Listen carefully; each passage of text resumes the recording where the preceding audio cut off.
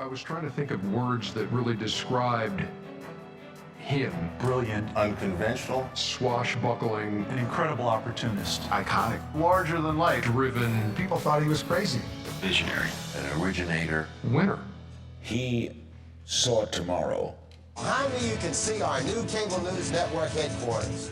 90,000 square feet of the future. He was cable when cable wasn't cool. He came here with all of that brash and bluster and bought this little Channel 17.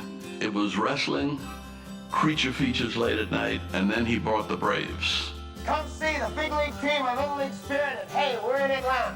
The reason we got to buy them so cheaply is they were incredibly terrible. If we can do it, nobody can. He wore the Braves uniform as a manager for one game. I was pitching that day, and I said, Ted, what spot you got me hitting in tonight? He said, I don't care. You want to hit leadoff, you want to hit second, third, fourth, or fifth. We just lost 17 in a row. And I said, Ted, I think you better keep it at a ninth spot. You might upset a few guys. I don't think it was one of baseball's proudest moments, but it certainly was one of its most exciting. I remember I was really struggling once, and I was in the middle of a slump, and Ted came into the clubhouse like he always did, and he yelled across the room, Murph, don't worry about that slump you're in. You're saving me hundreds of thousands of dollars in our next negotiation. I was like, wait a minute, that's not how it works, Ted. Superstation TBS presents the Atlanta Braves, America's team. And he put the Atlanta Braves organization on the map. That's when it was America's team. When the superstation came along, no matter where you went, you had people visiting from whatever state, and they'd flag my dad down. Hey, we watch the games all the time in Idaho. We'd go on the road, and we'd have more Braves fans there than Houston Astros fans or St. Louis Cardinal fans.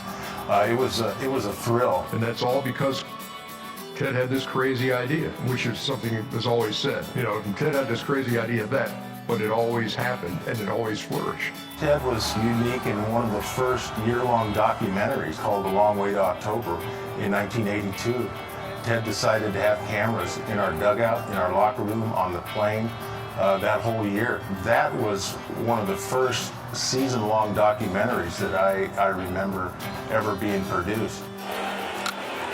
First pitch, I told you, didn't I? The culture of the Atlanta Braves is now champions and competitiveness, and Ted Turner's the reason why, you know, this culture is the class of the industry. Well, we had more fans than we thought we had. Everywhere you go, people say, we watched you on TBS last night. So we built a really big fan base around the country. When we went to Russia with the Hawks, we came back with virtually a signed contract to show NBA games on the second network. Ted was way ahead of the curve in terms of basketball and importing basketball players and his relationships with the Soviet Union. He's been a peacemaker through sports. This will be kind of a blueprint for how we can go about ending the arms race. That's certainly my dream. Is there a reason we can't break down this wall between the U.S. and the Soviet Union? How about using sports to do that? And the Goodwill Games did that. I think that broke a lot of ice and was a factor in ending the Cold War. A sport that's taken the Goodwill Games by storm has been Moto Ball. Do I ever remember Moto Ball? Skip Carey, the voice of Moto Ball. Right down that road, Moto Ball. Not much happening at the moment, but that's about to change. There's a mistake by the Soviets. George Becker made the play, and he's going to pass it to Heinz Essig, and what a shot he made. Never really caught on worldwide. We gotta go fast as we can here. Well, after the America's Cup, we finally won. Big hoopla, 1,000 boats coming in, thousands of people on the shoreline. It's all over, baby!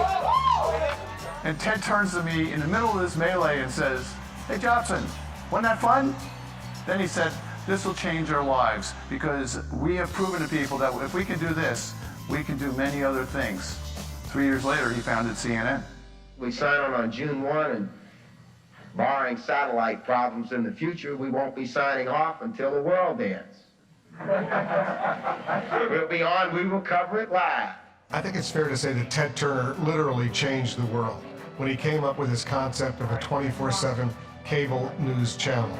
You can do so much more in 24 hours than you can in 24 minutes. I think Ted Turner is the greatest media individual of the second half of the 20th century.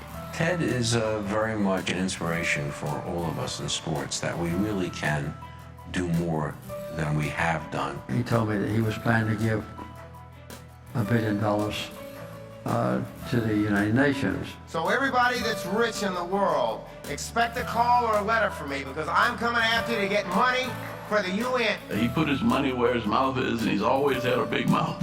He had this golden gut, and he wanted to win.